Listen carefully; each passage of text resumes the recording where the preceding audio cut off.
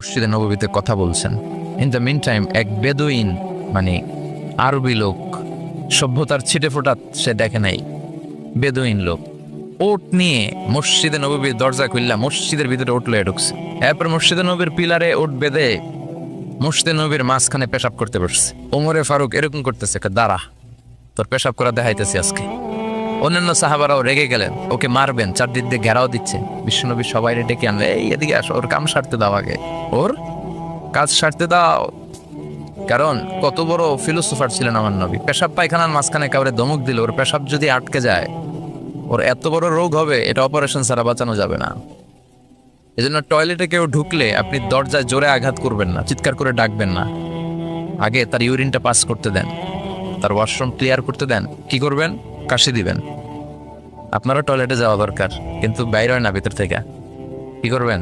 এরকম কাশি দিবেন, অথবা পায়চারা করেন, সহনীয় আওয়াজ করেন, যাতে সে বুঝে someone is waiting outside, he is in danger, he is in danger.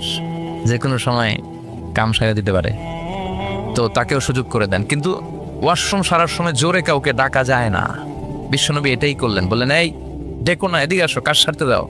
তিনি বেদুইনকে ইচ্ছে মতো পেশাব করতে দিলেন। পেশাব শেষে বিশ্বনবী বললেন, এবার পেশাবের উপর সিজলাম মিন মা, এক বালতি পানি ঢেলে দাও। পানি ঢেলে দিলেন। বেচারা মনের আনন্দে পেশাব করে বেরিয়ে যাইতেছে। বিশ্বনবী ডাক দিলেন, ইয়া আরাবি, দাঁড়াও।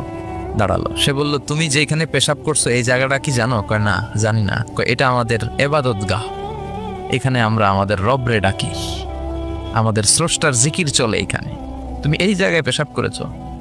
সে তো অবাক, কিরে আমি এদের এবাদতগাতে পেশাব করছি আর আমার সাথে এরকম মিষ্টি আলাপ? আমরা তো এরকম কেউ করলে ওর 12টা বাজায় দিতাম। বিশ্বনবী বললেন, এই কাজটা তোমার ঠিক হয়নি, এটা আমাদের পবিত্র জায়গা। বিশ্বনবীর এই সুন্দর আচরণ দেখে সে বলে, আপনি কে? বিশ্বনবী বললেন, আমি এই জামানার এবং আখিরি জামানার পয়গাম্বর, আমার কাছে ওহী আসে, আমি সব নবীর সেরা নবী। সে বলল, তাহলে আর দেরি কেন, আপনি আমাকে পড়িয়ে দেন লা ইলাহা মুহাম্মাদুর। এভাবে ইসলাম প্রচারিত হয়েছে। Simplicity is the beauty of Islam. সহজভাবে উপস্থাপন করাটাই হচ্ছে ইসলামের পদ্ধতি, ঠিক কিনা? মুআজ ইবনে জাবালকে বিশ্বনবী এক জায়গার ইমাম বানালেন। উনি ওইখানে ইমামতির সুযোগ পেয়ে মাগরিব আর এশার সালাতে লম্বা লম্বা কেরাত পড়ে, বুখারীর বর্ণনা। আর ওই এলাকার মুসল্লিরা হচ্ছে কৃষক মুসল্লি, খেজুর বাগানে কাজ করে। তো এরা খেজুর বাগানে কাজ করে হাত পাও ধুয়ে মাগরিবের নামাজ যখন আসছে, আয়েশা দেখে সূরা বাকারা দিয়া ধরছে। কোন সূরা দিয়ে? কোরআনের সবচেয়ে ছোট সূরা, তাই না? তো কতক্ষণ দাঁড়ায় থাকবে এরা? এরা তো দাঁড়ায় থাকতে পারে না। নামাজ টামাজ থুইয়া দিছে দৌড়। নিজেরা নামাজ পড়ে বিশ্বনবীর কাছে বিচার, ইয়া রাসূলুল্লাহ এমন ইমাম পাঠাইছেন, দেখেন আমরা হইতেছি কৃষক সাহাবী, খেজুর বাগানে কাজ করি, আর ইমাম সাহেব ধরছে মাগরিবে সূরা বাকারা, এশার সালাতে সূরা আলে ইমরান। বিশ্বনবী রেগে গেলেন, মুআজ ইবনে জাবালকে ডেকে পাঠালেন। বিশ্বনবী রেগে ওনাকে বললেন, আফাত্তানুন আনতা ইয়া মুআজ, মুআজ তোমার কি ফিতনা বাজানোর জন্য এলাকা ইমাম বানাইছিলাম? তুমি কি ফিতনা তৈরি করছো? খবরদার, ইয়াসসিরু ওয়ালা তুআসসিরু, সহজ করে ইসলামকে প্রকাশ করবা, কঠিন করো না। বাশশিরু ওয়ালা তুনাফিরু, মানুষকে দিনের দিকে ডাইকো, দিন থেকে ভাগাইও না। আমরা মানুষকে দিন থেকে ভাগাই। আমরা এমন এমন ভাবে দিনকে প্রকাশ করি আর প্রচার করি, মানুষ দিনের কথা শুনলে দেয় দো, ওই সাহাবাদের মতো। জোরে বলেন ঠিক কিনা? তাহলে ইসলাম মানে কঠিন না সহজ?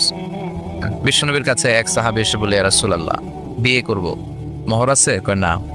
কি আছে? কয় কিচ্ছু নাই। কিচ্ছু নাই মানে? কয় এই তল্লাটা, আমার সে গরিব কেউ নাই। তাহলে বিয়ে করবা কেমনে? সাহাবী বলে, বয়স তো বসে থাকে না।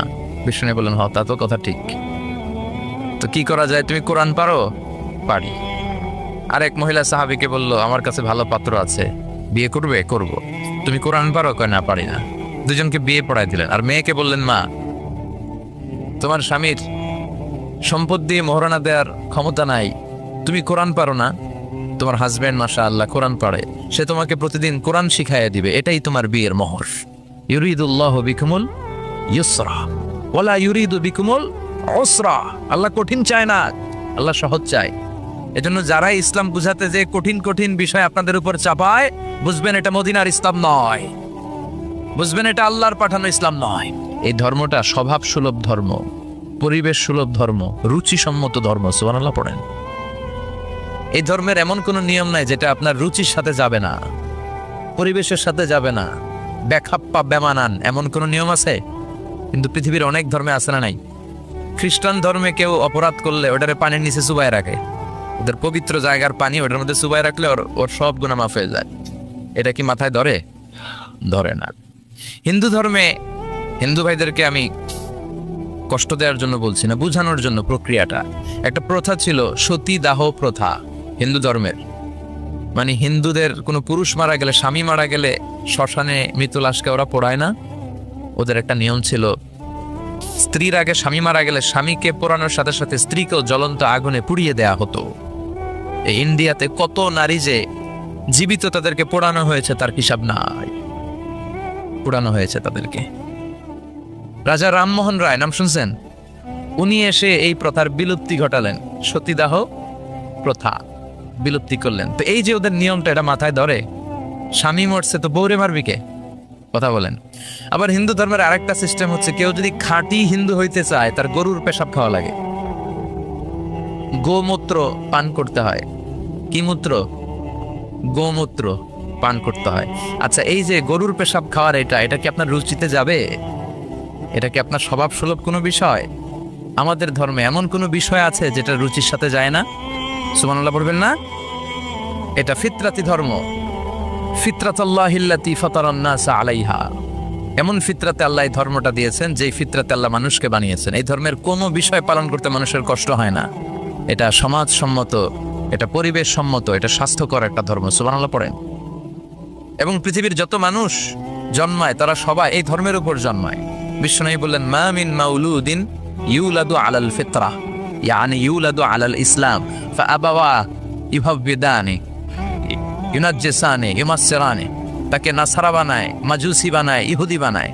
সব বাচ্চারা যখন জন্মায় মুসলমান হয়ে জন্মায়। সুবহানাল্লাহ পড়েন। হিন্দুর ঘরেও যে বাচ্চাটা জন্মায় কি হয়ে জন্মায়? খ্রিস্টানের ঘরে যে জন্মায় কি হয়ে জন্মায়? সুবহানাল্লাহ পড়েন। পরে মা বাবা তারা ইহুদি বানায়, খ্রিস্টান বানায়, নাসারা বানায়। তাহলে এই ধর্মের একটা বৈশিষ্ট্য হচ্ছে দ্বীনুল ফিতরা, এটা স্বভাব সুলভ ধর্ম। আলহামদুলিল্লাহ পড়েন। কয়টা গেল? হ্যাঁ, আচ্ছা, 7 নম্বর হচ্ছে দ্বীনুল ইলম, রিলিজিয়ন অফ নলেজ। এটা জ্ঞানের ধর্ম, নলেজ বেসড রিলিজিয়ন। এই ধর্মে সবকিছু জ্ঞানের উপর ভিত্তি করে। সুবহানাল্লাহ পড়ে। মানে এই ধর্মে ঢুকলে তার পড়াশোনা করতে হবে, পড়াশোনা ছাড়া তার বাঁচার উপায় আছে? এই ধর্মের যে শ্রেষ্ঠ কিতাব কোরআন, এই কোরআনের প্রথম বাণীটা কি বলেন? ইকরা মানে কি? আল কোরআনের প্রথম বাণী পড়ো, আল হাদিসে নবীর কথা পড়ো, পড়ে পড়ে শেখো, শিখে শিখে তুমি তোমার নিজের জীবন গড়ো।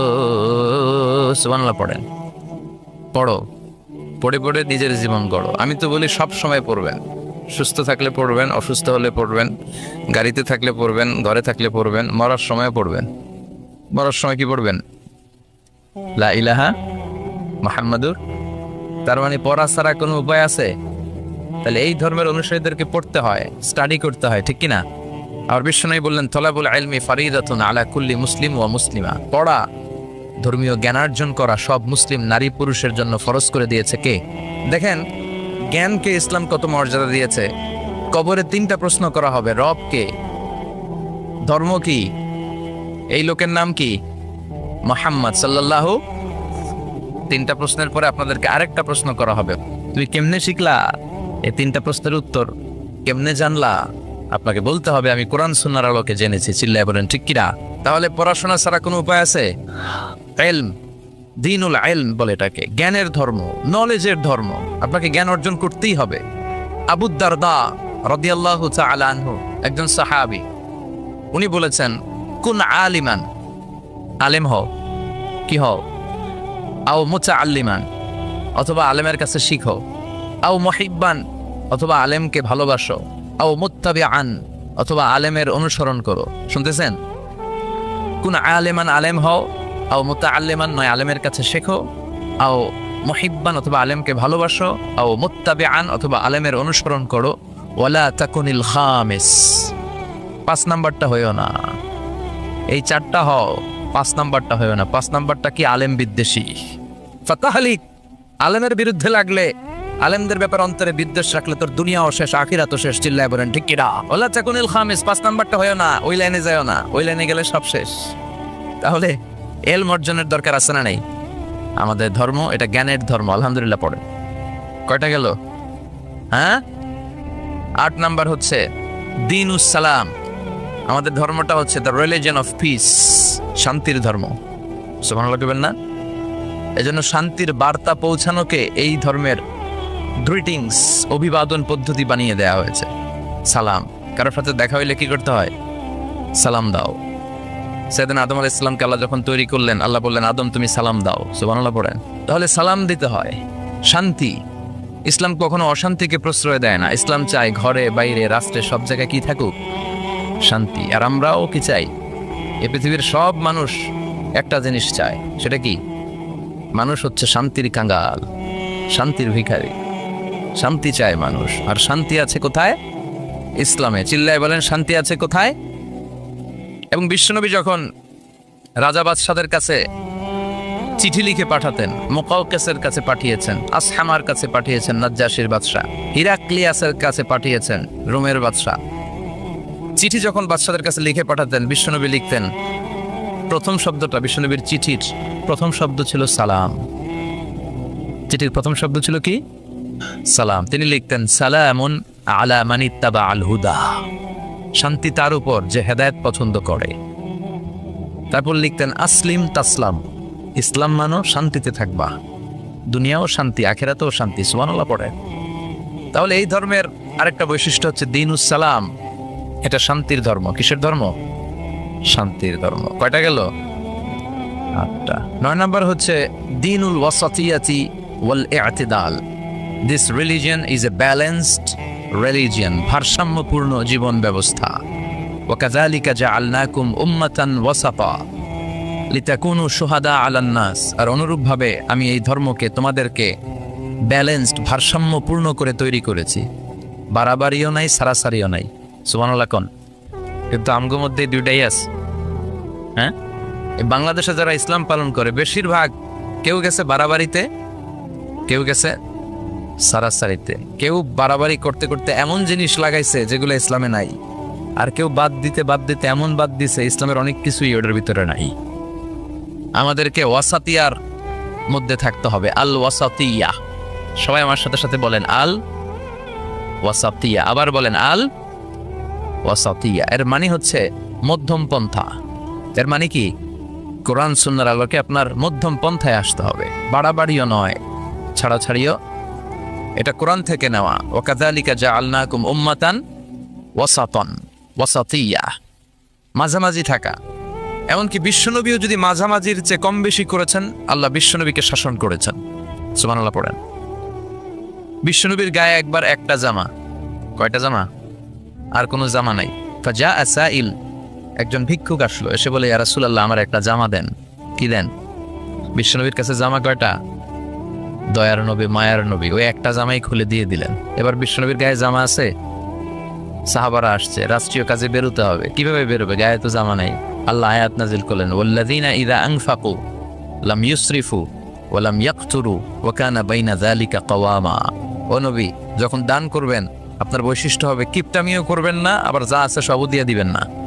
ওয়ালাকিন বাইনা যালিকা কাওয়ামা, মাঝামাঝি থাকবেন নবী। বুঝাতে চাইলেন আপনার যদি 3টা জামা থাকতো একটা দিতেন, 2টাও যদি থাকতো একটা দিতেন। একটা দিলেন আর একটা আপনার ছিল একটা, ওইটা তো হকদার বেশি আপনি নিজেই। এখন নিজে বেরোবেন কি করে? সুবহানাল্লাহ পড়তে মনে চায় না? কি ধর্ম! কত সুন্দর ইসলাম আমরা পেয়েছি। বাড়াবাড়ির সুযোগ নাই, আপনাকে মাঝামাঝি থাকতে হবে। এটা ভারসাম্যপূর্ণ জীবন বিধান। আল্লাহু আকবার। দেখেন কতটা ভারসাম্যপূর্ণ। আমাদের যাতে সুবিধা হয় এই বিষয়গুলো ইসলাম গুরুত্ব দিয়েছে।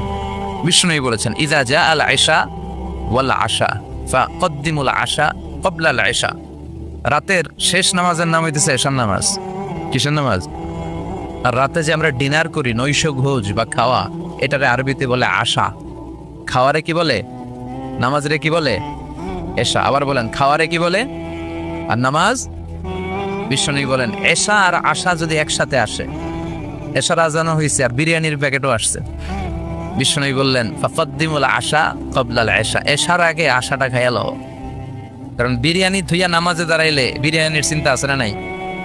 নামাজে দাঁড়াই ভাববেন, হায় রে কোন প্যাকেটটা জানি পাই, হ্যাঁ ছোট রান না বড় রান, ঠান্ডা হইলো না গরম থাকলো, টেনশন আছে না নাই? দেখেন কি সুন্দর ইসলাম। এক সাহাবী বলল, উসল্লিল লাইলা কুল্লাহ, আমি সারা রাত নামাজ পড়বো, তাহাজ্জুদ পড়বো, আমি রাত্রে ঘুমাবো না। আরেক সাহাবী বলল, আসুমুদ্দাহার ফালা উফতির, আমি আজকে থেকে প্রতিদিন রোজা রাখবো, রোজা আর ভাঙবো না। আরেক সাহাবী বললেন, আতাজিলুন নিসা ফালা আনকিহ আবাদা, আমি আজকে থেকে আমার আর স্ত্রীদের কাছে যাব না, আমি বৈরাগ্য জীবন গ্রহণ করব আল্লাহর ইবাদতের জন্য।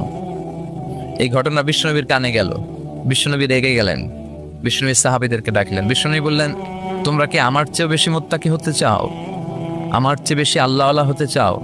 আচ্ছা একটু বুঝে শুনে বলেন তো, বিশ্বনবীর চেয়ে বেশি আল্লাহওয়ালা হওয়া যায়? বিশ্বনবীর চেয়ে বেশি মুত্তাকি হওয়া যায়? বিশ্বনবীর চেয়ে বড় বুজুর্গ হওয়া যাবে? আমার নবী সবচেয়ে বড় বুজুর্গ। বিশ্বনবী বললেন, আমি তোমাদের চেয়ে আল্লাহরে চিনি বেশি, মানি বেশি, আমি তোমাদের চেয়ে বেশি মুত্তাকি। এরপরে আমি বিয়ে করছি, স্ত্রীদের সাথেও মিশি, আবার সময়ও কাটাই, সুবহানাল্লাহ পড়েন। আমি রাত্রে তাহাজ্জুদ পড়ি, আবার ঘুমাইও, আমি মাঝে মাঝে রোজা রাখি, মাঝে মাঝে রাখি না, সুবহানাল্লাহ পড়েন। তো আমার সমস্যা হয় না, তোমরা এগুলা পাইলা কই? আমার তাকওয়াতে তো কোনো সমস্যা হয় নাই। এজন্য যে নামাজের কথা বলছো, সে রাতে কিছু অংশ ঘুমাবা, বাকি অংশ নামাজ পড়বা। যে বলছো স্ত্রীদের সাথে মিশবা না, তোমার এই কাফারা দিয়ে তুমি ফিরে আসো, স্ত্রীদের সাথে অবশ্যই সময় কাটাবে। আর যে বলেছো আজীবন রোজা রাখবো, আজীবন রোজা রাখার কোনো সিস্টেম নাই, ভেঙে ভেঙে রাখবা, সোমবার বৃহস্পতিবার রাখবা। আর বেশি রাখতে চাইলে একদিন রাখবা, আর একদিন রাখবা না, একদিন রাখবা আর একদিন রাখবা না। এটা সিয়াম ও দাউদ আলাইহিস সালাম, দাউদ নবীর রোজা, এর চেয়ে শ্রেষ্ঠ রোজার হতে পারে? এটা ভারসাম্য পাইছেন? মাঝামাঝি পাইছেন? তাহলে বাড়াবাড়ি আর সারাসারিতে যাওয়া যাবে? থাকতে হবে মাঝামাঝি। চিল্লায় বলেন, থাকতে হবে মাঝামাঝি। কয়টা গেল? হ্যাঁ, আচ্ছা সর্বশেষ হচ্ছে আল উদুহ। আল উদুহ মানে ক্ল্যারিটি। ইসলামে কোনো গোজামিল নাই, আছে সব সুস্পষ্ট। ইন্নাল হালালা বাইয়িন ওয়া ইন্নাল হারামা বাইয়িন, হালাল সুস্পষ্ট, হারাম সুস্পষ্ট, কোনো গোজামিল নাই। বিষ্ণু বললেন, তারাকতু আলা মাহাজ্জাতিন বাইদা লাইলুহা কানাহারিহা লা ইয়াসিগু আনহা ইল্লা হালিক। এমন ভাবে ইসলামটাকে আমি রেখে গেলাম, দ্বীপ প্রহরের সূর্যটা যেমন স্পষ্ট, আমার রেখে যাওয়া ইসলামটাও স্পষ্ট। এটা সবার, এখানে কোনো গোজামিল নাই। এই কিতাবটা সবার, সবাই পড়তে পারবে। অনেকে বলে এটা আলেমদের কিতাব, কথা কন, এটা আলেমরা পড়বে, আমরা পড়ুম কেন? আছে না? বলে না, বলে না? অনেকে বলে এটা হুজুররা পড়বে, আমরা পড়ুম কেন? এটা ধরা যাবে না, এটা ধরা যাবে না। এটা ধরেন না দেখি তো বিপদে আছেন। এটা যেদিন ধরবেন সব সলিউশন পেয়ে যাবেন। চিল্লায় বলেন ঠিক কিনা? সমাধান চাও যদি জীবনে মরণে, ফিরে যাও খুঁজে নাও, চোখ রাখো কোরআনে। ঠিক কিনা? চোখ রাখবেন কোথায়? হিন্দু ধর্মের একটা পদ্ধতি হচ্ছে, একটা জাত আছে ব্রাহ্মণ, কি নাম? এই ব্রাহ্মণরাই শুধু বেদ, রামায়ণ, মহাভারত, ওদের এই ঐতিহাসিক ধর্মগ্রন্থগুলো ধরতে পারবে। আর নিম্ন জাতের যে হিন্দু, এরা বেদ ধরতে পারবে না, এরা রামায়ণ ধরতে পারবে না, মহাভারত ধরতে পারবে না। ধরতে পারবে আর পড়তে পারবে শুধু ব্রাহ্মণের। আর ব্রাহ্মণরা যা বুঝাবে গোজামিল দিয়ে, ওইটাই রাইট। এটার উপরে কোনো কথা? আমাদের ইসলামে গোজামিল আছে? সবাই পড়তে পারবে, সবাই জানতে পারবে। আর সবার জন্য পড়া জানা, এই ক্ল্যারিটিকে আবশ্যক করে দিয়েছে কে? এত সুন্দর ইসলাম পেয়ে আমরা খুশি না বেজার? এই বছর আমি যখন হজে গিয়েছিলাম, ওয়ামির ইনভাইটেশনে, world assembly of Muslim youth, এরা যুবকদের নিয়ে অনেক কাজ করে। তো তাদের গেস্ট হিসেবে আমি ছিলাম, আর ডক্টর আবুল কালাম আজাদ বাশার, এই তো আপনাদের 14 গ্রামের কৃতি সন্তান, চিনেন না? এই বাশার ভাই আর আমি ওয়ামের গেস্ট হয়ে এবার হজ পালন করেছি।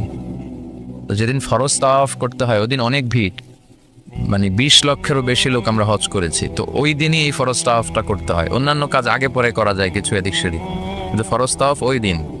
কিছু কিছু স্কলারের মধ্যে পরে 11-12তেও করা যায়, বেশি সওয়াব হচ্ছে ওই দিন করা। আল্লাহ রাসূল ওই দিন করেছেন। তো ওই দিন প্রচন্ড ভিড় হয়। আমরা প্রথম তলা, দ্বিতীয় তলা, তৃতীয় তলায় জায়গা পেলাম, তৃতীয় তলার ছাদে। মাগরিবের আগে দিলাম 3 চক্কর তাওয়াফ, এশার সালাত হলো, এরপরে দিলাম বাকি 4 চক্কর, শেষ। এবার আমাদের এলাকায় ফেরার পালা। শুরুতে ছিলাম একেবারে কাছে, কিন্তু ফেরার আগে দিয়ে আমাদেরকে আজিজিয়াতে রাখা হয়েছে। তো ট্যাক্সি পাওয়া যায় না, এত ভিড়, যতটুকু ডিস্টেন্স এটার ভাড়া হওয়া উচিত সর্বোচ্চ 15 থেকে 20 রিয়াল, কিন্তু 200 রিয়ালেও পাওয়া যায় না। তো আমরা 200 রিয়াল কেন, 300 রিয়াল দিয়েও যাব, কিন্তু ট্যাক্সি তো লাগবে। এখন ট্যাক্সিওয়ালারা বেশিরভাগ ওখানে ইয়ামান দেশের, বাংলাদেশিও কিছু আছে। তো ইয়ামানিরা তো যাবেই না, অ্যারাবিয়ানদের সাথে যাবে, ওরা 10 টাকার জায়গায় 2000 রিয়াল দিয়ে দিবে। তো বাঙালিও 2-1 যারা, এরাও রাজি হচ্ছেন, আমাদেরকে চিনতেছে না আর কি। তো হঠাৎ এক ট্যাক্সিওয়ালাকে বললাম, ভাই যাবেন? সে বলতেছে ওঠেন। তাই বললাম কই যাবেন জিজ্ঞেস করবো না? না, জিজ্ঞেস করা লাগবে না। ভাড়া কত, এটাও দরকার নেই, আপনারা ওঠেন। মনে মনে পারলাম কিরে, কোনো ভেজালে পড়বো নাকি। তো পরে আল্লাহর নাম নিয়ে উঠলাম। তো শুরুতে আরবি শুরু করছিল, পরে বাংলায় বলে আমার বাড়ি 14 গ্রাম। আমি বাসার সাহেবরেও চিনি, আজারি ভাইরেও চিনি। তো আমি বললাম, কি নাম ভাই আপনার? কয় ইদু মিয়া। কি মিয়া? আমি বললাম এটা আবার কি নাম, এর মানে কি? বলে হুজুর, ঈদের দিনে আমার জন্ম হয়েছিল, এজন্য আব্বার করে নাম রাখছে ইদু মিয়া। এরকম আমাদের দেশে হয়, শুক্রবারে জন্ম শুকুর আলী, রমজান মাসে জন্ম রমজান আলী, আছে না নাই? আবার সুন্দর সুন্দর নামগুলোকে আমরা এদেশে বিকৃত করে ফেলি, এটা ঠিক না। কারণ তুদাউনা ইয়াউমাল কিয়ামাতি বিআসমাইকুম ওয়া আসমাই আবাইকুম, কিয়ামতের দিন আল্লাহ তাআলা তোমাদের নাম ধরে, তোমাদের আব্বার নাম ধরে ডাকবে, বলবে মিজানুর রহমান আজহারি বিন আলী আহমদ দাঁড়াও, এভাবে ডাকবে, আপনার নাম আপনার আব্বার নাম। এই জন্য বিশ্বনবী বলেছেন ফা আহসিনু আসমাআকুম, নামগুলো সুন্দর সুন্দর রাখবা, উল্টাপাল্টা রাখলে ওগুলা ধরেই ডাকবে, আর কিয়ামতের ময়দানে সবাই হাসাহাসি করবে। বিশ্বনবী বলেছেন আহাব্বুল আসমা ইলাল্লাহি আব্দুল্লাহ ওয়া আব্দুর রহমান, আল্লাহর কাছে সবচাইতে প্রিয় নাম হচ্ছে 2টা, এক হচ্ছে আব্দুল্লাহ, আরেক হচ্ছে আব্দুর রহমান। লিকুল্লি ইসমিন আসারুন, প্রত্যেক নামের একটা প্রভাব আছে, কোনো কিছুই প্রভাবমুক্ত নয়। আপনি যে নাম রাখবেন ওই নামের একটা প্রভাব আপনার জীবনে থাকবে। এজন্য আমরা যেন আমাদের নামগুলো সুন্দর সুন্দর রাখি। আল্লাহ তুমি তৌফিক দাও। আমি শারীরিকভাবে খুব অসুস্থ, আমি আসতে পারবো ভাবি নাই, তারপরে এসেছি। কয়েক মিনিট কিছু কথা বলবো, তারপর দোয়া করে একসাথে বিদায় নিব ইনশাআল্লাহ। আমি আপনাদের খেদমতে আমার খুতবায় সূরাত আলে ইমরানের 85 নম্বর আয়াত তেলাওয়াত করেছি। এখানে আল্লাহ তাআলা বলেছেন ওমান ইয়াবতাগি গায়রাল ইসলামি দীনান ফালাই ইউকবালা মিনহু ওয়া হুয়া ফিল আখিরাতি মিনাল খাসিরিন, যে ব্যক্তি ইসলাম ছাড়া অন্য কিছুকে ধর্ম হিসেবে তালাশ করে, মতাদর্শ হিসেবে তালাশ করে, ফালাই ইউকবালা মিনহু, তার থেকে কোনো কিছু অ্যাকসেপ্ট করা হবে না। ওয়া হুয়া ফিল আখিরাতি মিনাল খাসিরিন, আর এই ব্যক্তি আখিরাতে হাই পার্টির চেয়ারম্যান হবে। আখিরাতে সে হবে ক্ষতিগ্রস্তদের অন্তর্ভুক্ত, কারণ সে ইসলাম মানে নাই। কি মানে নাই? ইসলাম হচ্ছে সময়ের অপরিহার্য বাস্তবতা। ইসলাম ছাড়া কোনো কিছুতে শান্তি নাই, ইসলাম ছাড়া কোনো কিছুতে মানব সমস্যার সমাধান নাই, ঠিক কিনা? ইসলামের যে নবীরা, এই নবীরা সবাই একই সুতোয় গাথা একটা চেইন অফ কমান্ডকে মেনে কথা বলেছেন। এ ধর্মের নবীদের কারো কথার সাথে কারো কথার কোনো অমিল ছিল কি? ছিল না। কোনো কি এমন হয়েছে যে কোনো নবী বলেছিল আল্লাহ এক, কিন্তু অন্য নবী এসে বলেছে না, আল্লাহ একের অধিকও হতে পারে? কোনো নবী বলেছে কিয়ামত হবেই হবে, আবার আরেক নবী এসে বলল না, সন্দেহ আছে? বলেছে? এই যে লক্ষাধিক পয়গাম্বার, তাদের কারো কথার সাথে কারো কথার অমিল নাই, সবার কথার মধ্যে অসাধারণ মিল। কারণ ওনারা মন মস্তিষ্ক প্রসূত কোনো কথা বলতেন না, তাদের কথাগুলো আসতো বেসিক্যালি একটা হেডকোয়ার্টার থেকে। চিল্লায় বলেন তো হেডকোয়ার্টারটা কার? এজন্য কোনো অমিল নাই। কিন্তু এই পৃথিবীতে যত নেতা খেতা, দার্শনিক, বুদ্ধিজীবী, এদের কারো কথার সাথে কারো কথার মিল নাই। কার্ল মার্কস একজন দার্শনিক, সে বলল মানুষ হচ্ছে পেট সর্বস্ব জীব, মানে মানুষের পেটের সমস্যার সমাধান তো সবকিছুর সমাধান। এরপর ভ্লাদিমির লেনিন এসে বলল না, মানুষ হচ্ছে সেক্স সর্বস্ব জীব, মানুষের সেক্স ঠান্ডা তো সব ঠান্ডা। তারপর চার্লস ডারউইন এসে বলল না, মানুষ না, মানুষ হলো বান্দর। মানুষ কি?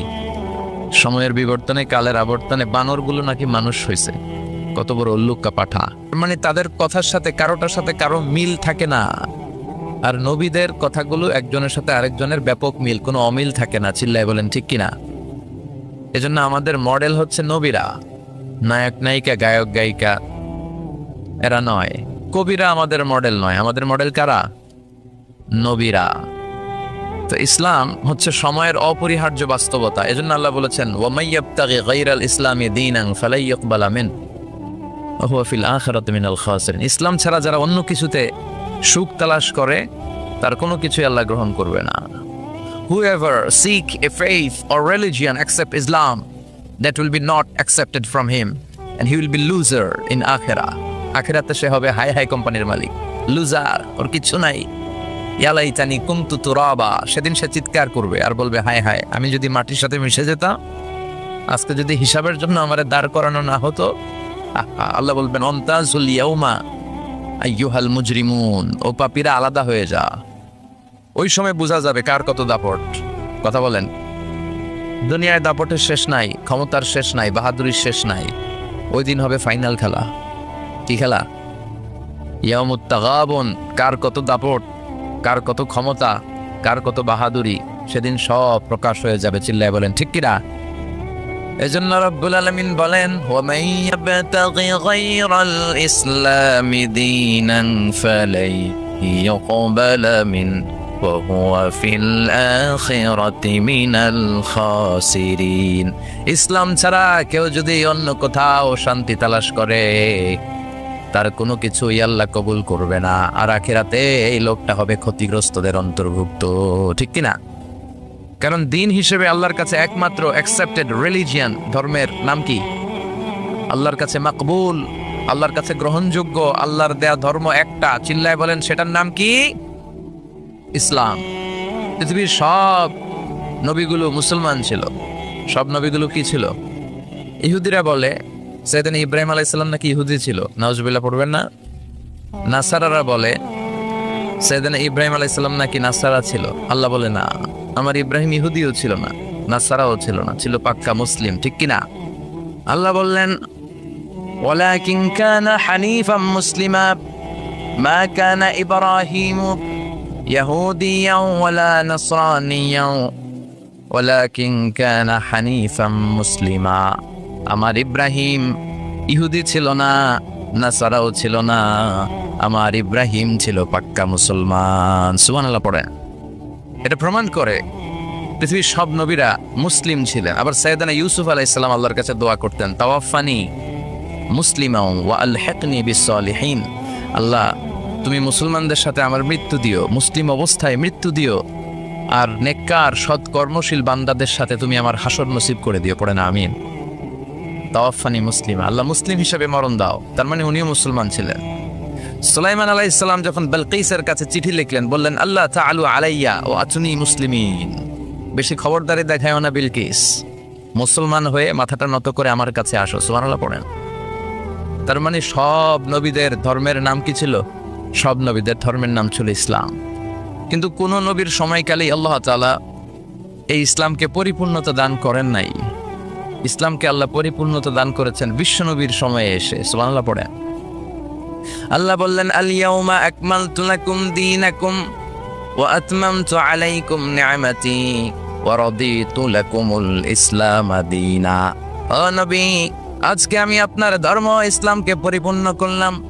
আপনার উপর যত নেয়ামত দেয়ার সব নেয়ামতকে আমি পূর্ণাঙ্গতা দিয়ে দিলাম, আর ইসলামকে ধর্ম হিসেবে চুজ করে আমি আল্লাহ খুশি হয়ে গেলাম। সুবহানাল্লাহ পড়েন। ওয়া রাদিতু লাকুমুল ইসলামা, দিন হিসেবে ইসলামকে চুজ করে আমি আল্লাহ খুশি। আল্লাহ আমাদেরকে ইসলাম দিয়ে খুশি। আমরা ইসলাম পেয়ে খুশি না বেজার? এজন্য প্রত্যেক সালাতের পরে আমরা পড়ি, রদিতু বিল্লাহি রব্বা ওয়া বিল ইসলামি, আল্লাহকে রব হিসেবে পেয়ে আমরা খুশি, আর ইসলামকে দিন হিসেবে পেয়ে আমরা খুশি। সুবহানাল্লাহ পড়েন। আল্লাহ ইসলামকে পরিপূর্ণতা দান করলেন বিশ্বনবীর সময়কালে। বিশ্বনবীর আগের সব নবীরা ছিলেন মুসলিম, কিন্তু তাদের কোন নবীর সময়ে আল্লাহ তাআলা ইসলামকে পরিপূর্ণতা দেয় নাই। ইসলামকে পরিপূর্ণ করেছে কোন নবীর সময়ে? আয়াতটা নাজিল হয়েছে বিদায় হজের ভাষণ যেদিন বিশ্বনবী দিয়েছিলেন, ওই বিদায় হজের দিন, জুমা আসরের সালাতের পরে মাগরিবের আগে হজের মহা সম্মেলনে আল্লাহ তাআলা এই আয়াতটি নাজিল করে ইসলামকে একেবারে ইনট্যাক্ট, কমপ্লিটলি ইনট্যাক্ট করে দিলেন। ইনট্যাক্ট বুঝেন? সিলগালা মারা, আর কিছু ঢুকবেও না, এখান থেকে কিছু বেরও করা যাবে। এজন্য বিশ্বনবী বলতেন, মান আহদাসা ফি আমরিনা হাদা মা লাইসা মিনহু ফাহুয়া রাদ। আমার এই ধর্মে ইসলামের ভেতরে যে নতুন করে কিছু ঢুকাইলো যেটা ইসলামের অন্তর্ভুক্ত নয়, এটা রাত ইয়ানি মারদুদ, প্রত্যাখ্যাত, এটার সাথে ইসলামের কোনো সম্পর্ক নাই। চিল্লায় বলেন ঠিক কিনা?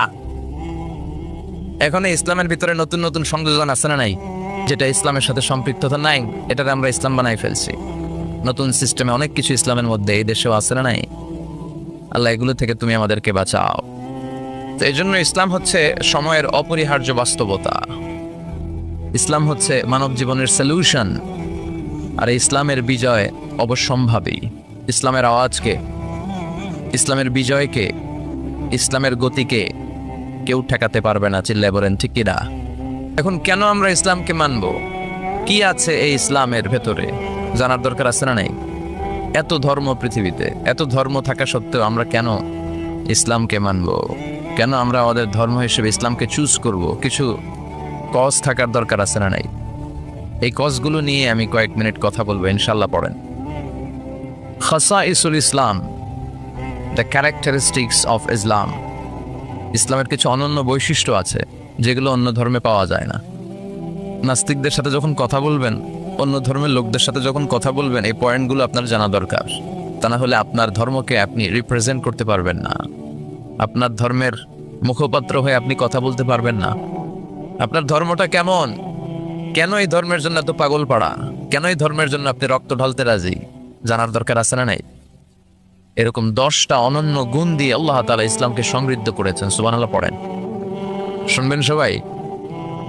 নাম্বার 1, ইসলাম ধর্মের অনন্য বৈশিষ্ট্য সমূহের মধ্যে থেকে একটা বৈশিষ্ট্য হচ্ছে আর রব্বানিয়া।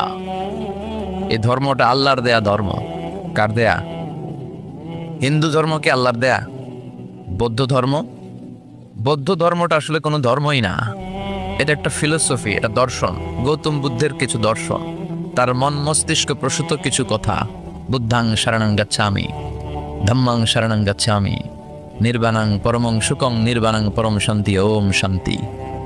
শান্তি শান্তির কথা বলে আর সুযোগ পাইলে খালি অশান্তি লাগায়, আছে না নাই? গত কয়েক বছর আগে ওদের শান্তির নমুনা কি আমরা দেখছি? আরাকানে কথা বলেন, নিজের দেশের জনগণরে নিজ ভূখণ্ডে থাকতে দেয় না। আমাদের মতো এরকম একটা গরিব দেশের ভেতরে 10 লক্ষ আরাকানের মুসলমানদেরকে ভিটেমাটি ছাড়া করে ওরা বাংলাদেশে ঢুকাই দিছে। গোটা বিশ্বে জুলুম অত্যাচারের এরকম নমুনা আর কোন ধর্মের লোকরা দেখাতে পারে নাই। যেরকম ঠিক কিনা? আলা মিন মুস্তাগফিরিন আগফির আলা। কার ক্ষমা দরকার? ক্ষমা চাও, ক্ষমা করে দেব। আমাদের তো ক্ষমা টমার দরকার নাই। আমরা সবাই নিষ্পাপ, নাকি গুনাহগার, নাকি পাপী? শুধু পাপী না পাপীর ঘরের পাপী? কেউ না জানুক, আমার পাপের খবর রাখে একজন। তিনি কে? পৃথিবী জানে না। জানে কে? দরজা বন্ধ করে, লাইট অফ করে একা একা পাপ করছি। পুলিশ দেখে নাই, র্যাব দেখে নাই, বন্ধু বান্ধব দেখে নাই, পরিবারের কেউ দেখে নাই। দেখলো কে? সবার চোখ ফাঁকি দেয়া গেলেও ফাঁকি দেয়া যায় না একজনের চোখ। চোখটা কার? তার চোখকে কখনো ফাঁকি দেয়া যায় না। এজন্য আমরা সবাই পাপী। শুধু পাপী না, পাপীর ঘরের পাপী। 14 গোষ্ঠী আমাদের পাপী, তাই না? সেই জন্য আমাদের ক্ষমা চাওয়া উচিত খুব বেশি বেশি আল্লাহ তাআলার কাছে। আমরা সবাই পাপী। শেষ রাতে আল্লাহ ডাকে, কার পাপ আছে বলো, ক্ষমা চাও, ক্ষমা করে দেব। কে অন্যায় করেছো বলো, ক্ষমা চাও, ক্ষমা করে দেব। চোখের পানি ছেড়ে যদি ক্ষমা চাই, মাফ করে দেয় কে? চোখের পানির এত মর্যাদা, আল্লাহ এটারে বড্ড পছন্দ করে। 2 ফোঁটা পানি আল্লাহর কাছে সবচেয়ে প্রিয়। কয় ফোঁটা? আজকে এই মেসেজটা নিয়ে যেতে হবে ঘরে। 2 ফোঁটা পানি রবের দরবারে খুব প্রিয়। আওয়াজ করে বলতে হবে, কয় ফোঁটা? 1 হলো জেহাদের ময়দানে শহীদের গা থেকে বেয়ে পড়া রক্তের ফোঁটা। আমরা শহীদ হতে চাই কি চাই না? শাহাদাতের তামান্না যদি কারো অন্তরে না থাকে, এটা কি মুমিন না মুনাফিক? আর শাহাদাতের তামান্না নিয়ে কেউ যদি বিছানায় পড়েও মারা যায়, শহীদদের কাতারে তারে উঠায় দিবে কে? প্রথম হচ্ছে জিহাদের ময়দানে শহীদের গা থেকে দারদার করে ঝরে পড়া রক্তের ফোঁটা, একটা গেল। 2 নাম্বার হচ্ছে অনুতপ্ত বান্দার চোখের পানির ফোঁটা। বান্দা যখন অনুতপ্ত হয়, তার ভুল বুঝতে পারে, অন্যায়কে উপলব্ধি করতে পারে, তখন সে জানামাজ বিছিয়ে রবের দরবারে হাজিরা দেয়, সিজদায় লুটিয়ে পড়ে কান্না শুরু করে দেয়। এই চোখের পানির এত পাওয়ার। এই চোখের পানি অনুতপ্ত বান্দার চোখ বেয়ে, নাকের ডগা বেয়ে মাটিতে পড়ার আগেই আল্লাহ বান্দার জীবনের সব গুনাহ মাফ করে দেয়। এজন্য চোখের পানি বেশি বেশি ফেলার দরকার আছে না নাই? আমাদের হৃদয়টা অনেকের বড় শক্ত, চোখ দিয়ে পানি নামে না। সেই কবে যে সর্বশেষ কান্না করেছিলাম মনেই নাই। এরকম অনেকে আসে না নাই? সেই কবে যে কাঁদছিলাম মনে নাই হুজুর, কান্নাই তো আসে না। বড্ড পাষাণ হৃদয় আমাদের। এই জন্য আল্লাহর কাছে চাইতে জানতে হয়। চাওয়াটা একটা শিল্প, দোয়া করাটা একটা শিল্প। এটাকে শিখতে হয়, এটাকে আয়ত্তে আনতে হয়, এটাকে বশে আনতে হয়। এটার সাথে আবেগ, ভালোবাসার উচ্ছ্বাস যুক্ত করতে হয়, চোখের পানির ছোঁয়া লাগাতে হয়, তাহলে এটা আরশের মধ্যে যে নক করে।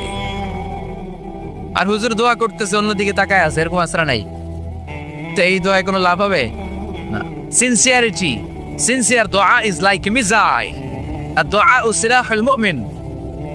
দোয়া হচ্ছে মুমিনের অস্ত্র, ট্যাঙ্ক, মিজাই। এগুলো আমাদের অস্ত্র না, আমাদের আসল অস্ত্র আমাদের দোয়া। বুঝে নাই বোধহয় আসল অস্ত্র কি? এজন্য we have to always keep in touch with our Lord. সব সময় আল্লাহর সাথে কিপ ইন টাচ, আল্লাহর সাথে টাচে থাকতে হবে, ঠিক কি না?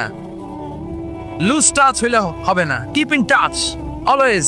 বিপদে পড়লে একজনের কাছে ফরিয়াদ করব, তিনি কে? তিনি দেওয়ার জন্য বসে আছেন, চাইলেই তিনি দেন। এটা আমাদের অস্ত্র। যেখানে সবকিছুর কারিশমা শেষ, সেখানে দোয়ার কারিশমা শুরু। আমরা অনেক সময় শুনি ক্যান্সারে আক্রান্ত। ক্যান্সার নামে একটা রোগ আছে না? ডাক্তাররা বলে ক্যান্সার যার নাই অ্যান্সার। ডাক্তার ঘোষণা দিছে এই রোগী তো বাঁচবে না, সর্বোচ্চ বাঁচলে 6 মাস। কয় মাস? এরপরেও দেখা গেল লোকটা 10 বছর বেঁচে ছিল। এরকম আছে না নাই? সব ডাক্তার ফেল, ঘোষণা দিয়েছে 6 মাস বাঁচবে, কিন্তু বেঁচে রইল 10 বছর। এই যে 10 বছর বেঁচে রইল, কিসের কারিশমা? আল্লাহর কারিশমা, দোয়া, দোয়ার বদৌলতে। এই জন্য বেশি বেশি দোয়া করতে রাজি আছেন তো? বেশি বেশি দোয়া করতে হবে, দোয়া করলেই লাভ। জীবনের যত দোয়া আপনি করেছেন, আপনার দোয়া কবুল করছে কে? তবে সাথে সাথে সব সময় করে না। 3টা পদ্ধতিতে আল্লাহ দোয়া কবুল করেন। কয়টা পদ্ধতিতে? আল্লাহর কাছে চাইলেই আল্লাহ বলে ওকে ফাইন, দিব দিব, কবুল, দিব, অ্যাকসেপ্টেড, ইয়েস। দিব না, রিজেক্টেড, নো, এগুলো আল্লাহ কখনো বলে? আল্লাহ সবসময় বলে ইয়েস, অ্যাকসেপ্টেড, দেব। তবে 3 ভাবে দেয়। কয় ভাবে? আপনি দোয়া করলেন, চাইলেন। প্রথম পদ্ধতি, চাওয়ার সাথে সাথে আল্লাহ দোয়া কবুল করে নেয় আর দিয়ে দেয়, পেয়ে আপনি খুশি হয়ে যান, আলহামদুলিল্লাহ পড়েন। দ্বিতীয় পদ্ধতি, আপনি আল্লাহর কাছে চাইলেন, আর অল্প কয়েক মিনিট কথা, আর অল্প কয়েক মিনিট বসো না, এরকম করো না, আওয়াজ করো না। বেশিরভাগ ইয়াং ছেলেবেলা আসছে, 15 থেকে 25 বছর, এগুলার, ঠিক কিনা? আগে খেলতো ক্রিকেট, এখন চলে আসে কোরআনের ময়দানে। খুশি না বেজার? তো আমি এই জন্য আমি সম্বোধন করে তুমি বলে, আমি এদেরকে কি বলি? আমি বলি যে এই বসো বসো। তো একজন আমার আবার চিঠি লেখছে, হুজুর আপনি যে বসো বসো বলেন, অনেক মুরব্বীও তো আছে। আমি বলি ভাই, আমার মাহফিলে মুরব্বীরা কম, ইয়াংরা বেশি, ঠিক কিনা? আর যখন মুরব্বী বাজানদেরকে উদ্দেশ্য করে বলি, তখন বলি বসেন। কিন্তু আমি যখন বলি বসেন, ছেলেরা আবার বলে বসেন বসেন। বেজাল আছে না নাই? তো এই জন্য বসো বললেও ঝামেলা, বসেন বললেও। হুজুর বিয়ে করলেও দোষ, হুজুর বিয়ে করে না এটাও দোষ, হুজুর দেখতে সুন্দর এটাও দোষ, হুজুর দেখতে বেশি স্মার্ট না এটাও দোষ, হুজুর খায় কম, খাইতে পারে না, দোষ, হুজুর খায় বেশি, এটাও। অনেকে বলে হুজুর আপনি বেশি ইংরেজি বলেন, এটা আপনার দোষ। আবার আমেরিকায় যারা থাকে তারা বলে হুজুর আরেকটু যদি ইংরেজি বাড়ায় বলতেন আমাদের ছেলেমেয়েরা বেশি বুঝতে পারতো, আপনি যে কম বলেন এটা আপনার দোষ। ভেজাল আছে না নাই? সব ভেজাল থেকে আল্লাহ তুমি এই জাতিকে নির্ভেজাল করে দাও।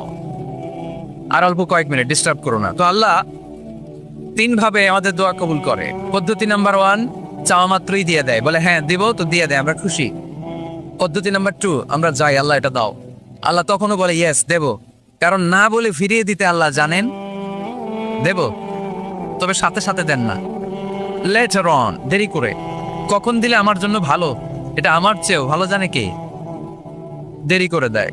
পদ্ধতি নাম্বার 3, আমি চাইলাম আল্লাহ এটা দাও, আল্লাহ বলে ইয়েস দেব, সাথে সাথে দেয় না, দেরি করেও দেয় না।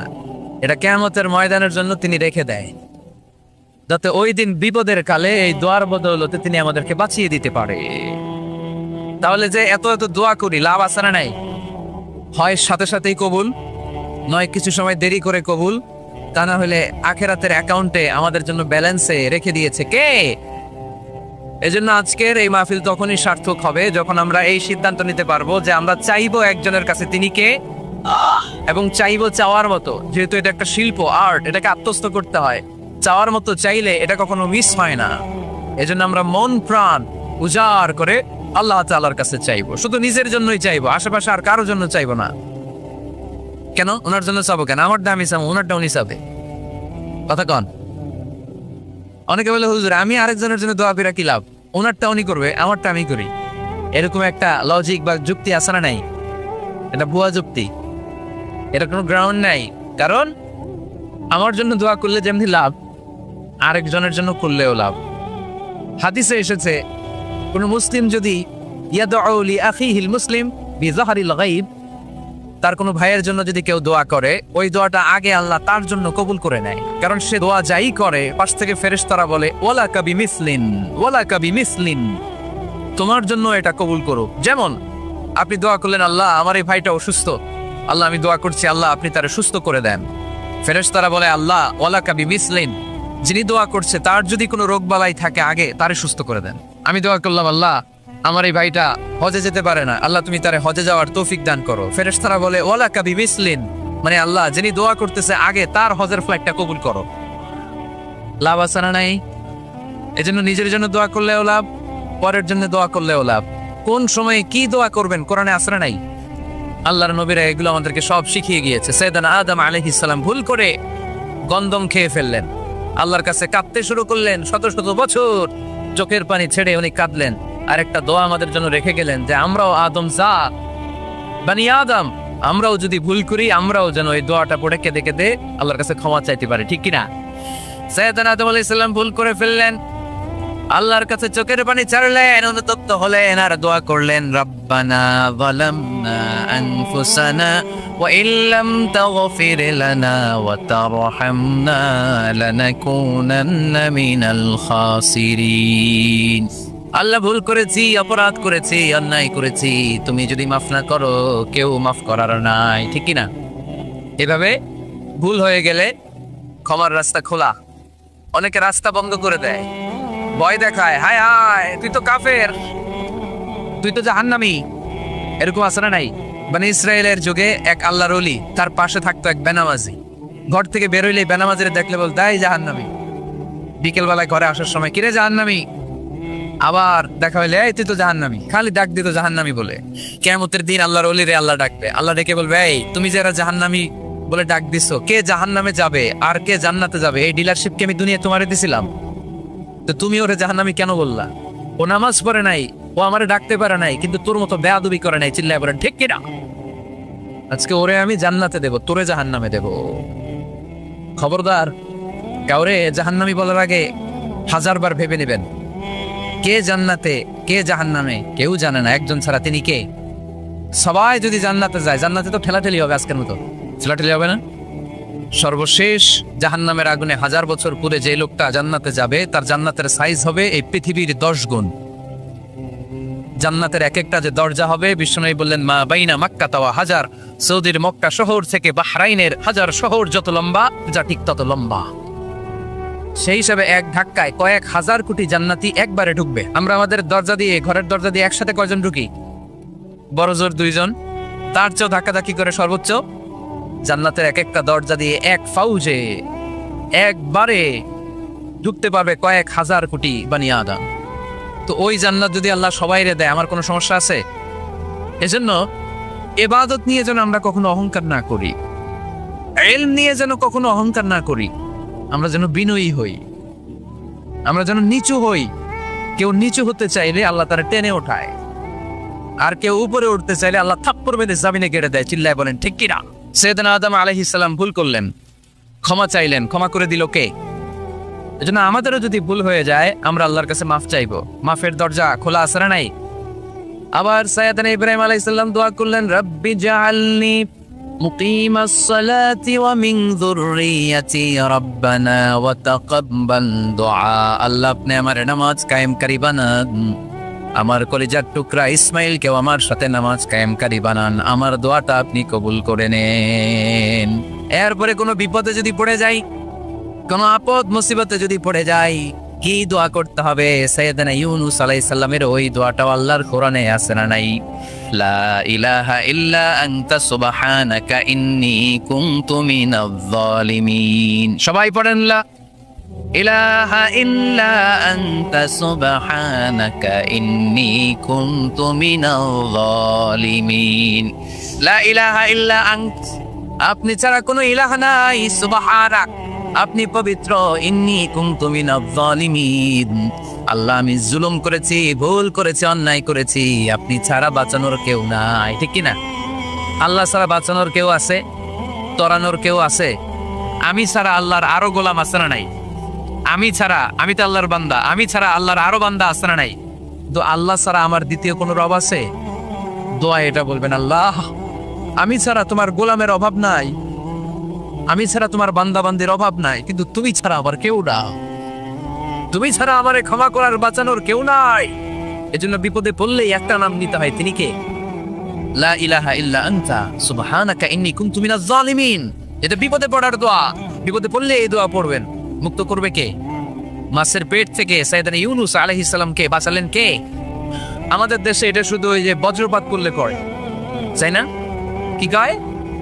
ঠেড়া, ঠাড়া, ঠাটা, বজ্রপাত শুদ্ধ বাংলায়। যে বজ্রপাত করলে পড়ে, আসলে শুধু বজ্রপাতের সময়ই না, যে কোনো বিপদ দেখলেই কি পড়বেন? লা ইলাহা ইল্লা আনতা সুবহানাকা ইন্নী কুনতু মিনাজ জালিমিন। ৭১ সালে পাক হানাদার বাহিনী এদেশের মানুষদের উপর অনেক অত্যাচার করেছিল, বেশি করেছিল আমাদের হিন্দু ভাইদের উপর। মুসলমান হলে ছেড়ে দিত, হিন্দু হইলে গুলি মারত। এক মুসলমানদের রাস্তায় থামাইছে পাক হানাদার বাহিনী, আর জিজ্ঞেস করতো কালেমা বল, কালেমা বলতে পারলে ছেড়ে দিত। মাথার মধ্যে বন্দুক ঠেকায় একজনের বলে সালে কালেমা বাতা, মুসলিম আর হিন্দু, আমি মুসলমান, সালে কালেমা বাতা, তাহলে কালেমা বল। তো এই বেটায় ভয়ে পড়া আরম্ভ করছে, লা ইলাহা ইল্লা আনতা সুবহানাকা ইন্নী কুনতু মিনাজ জালিমিন। পাকিস্তানি রেগে গিয়ে বলে, সালে ইয়ে তো মুসিবত কা কালেমা হ্যায়, এটা তো মুসিবতে বললে পড়ে। বাঙালি কয়, হাম তো ভি মুসিবত মে হ্যায়, আমিও তো মুসিবতেই আছি, তুমি বন্দুক ধরে কালেমা জিজ্ঞেস করো, আমার হুশ আছে? আমি বেহুশ, আমি ডরে কি পড়তেছি আমি নিজেও জানি না। যেটা হচ্ছে মুসিবত কা কালিমা, বিপদে পড়লেই যদি পড়েন, বিপদ থেকে উদ্ধার করবে কে? অনেকের মুখে কথা আটকে যায়, তুতলামি হয়, মামলিং হয়, হৃদয়ে ভয় হয়, দোয়া আছে না নাই? সাইয়েদনা মুসা আলাইহিস সালাম বললেন, রাব্বি শরহ লি সাদরি ওয়া ইয়াসসির লি আমরি ওয়াহলুল উকদাতাম মিন লিসানি ইয়াফকাহু কওলি। সুবহানাল্লাহ পড়েন। ও আল্লাহ, আমার হৃদয়টারে উন্মুক্ত করে দাও, আমার কার্যক্রম দাওয়াতি কাজগুলোরে তুমি আল্লাহ সহজ করে দাও। কথা বলতে গেলে আমার মুখের মধ্যে কথা আটকে যায়, আমার কথাগুলোরে তুমি স্পষ্ট করে দাও। আওয়াজ করে পড়তে হবে আমিন। এই সুন্দর সুন্দর দোয়াগুলো আমরা আল্লাহর কাছে করব, রাজি আছেন? কোরআন থেকে নেয়া আরবি দোয়াগুলো অনেক কম্প্রিহেন্সিভ, অনেক সুন্দর। আপনি বাংলায় ১০০০টা বাক্য বললেও আল্লাহর শিখানো একটা বাক্য দিয়ে যদি দোয়া করেন, এর চেয়ে শ্রেষ্ঠ বাক্য হতে পারে? দেখেন কত কম্প্রিহেন্সিভ। আল্লাহ শিখাই দিলেন, পড়ো রব্বানা আতিনা